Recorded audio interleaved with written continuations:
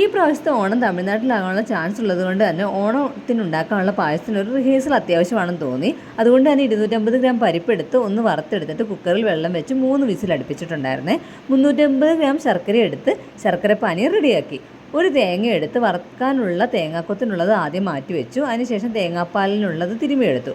അതിലേക്ക് കുറച്ച് വെള്ളമൊക്കെ ഒഴിച്ച് മിക്സിയിൽ അടിച്ചെടുത്ത് തേങ്ങാപ്പാൽ ഒന്നാമത്തെയും രണ്ടാമത്തെയൊക്കെ റെഡിയാക്കി എടുത്തിട്ടുണ്ടായിരുന്നു.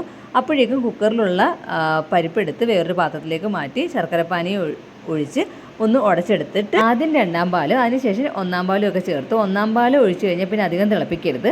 അത് കഴിഞ്ഞിട്ട് നമ്മൾ നെയ്ക്കകത്തിൽ തേങ്ങാക്കൊത്തും അണ്ടിപ്പരിപ്പും കിസ്മിസും ഒക്കെ വറുത്തെടുത്ത് പായസത്തിലേക്ക് ഒഴിച്ചിട്ട് ഏലക്കാപ്പൊടിയും കൂടെ തൂവിയപ്പോഴത്തേക്കും നമ്മുടെ പായസം റെഡിയായിട്ട് കിട്ടിയിട്ടുണ്ടായിരുന്നു. ഇതുവരെ പരിപ്പ് പായസം ഉണ്ടാക്കാത്തവരാണെങ്കിൽ എന്തായാലും ഒന്ന് ട്രൈ ചെയ്ത് നോക്കണേ. പെട്ടെന്ന് ഉണ്ടാക്കാൻ പറ്റും കേട്ടോ. അപ്പോൾ വീഡിയോ ഇഷ്ടമെങ്കിൽ ലൈക്ക് ചെയ്യണം. സബ്സ്ക്രൈബ് ചെയ്യാത്തവരുണ്ടെങ്കിൽ ഒന്ന് സബ്സ്ക്രൈബ് ചെയ്ത് സപ്പോർട്ട് ചെയ്തേക്കണേ.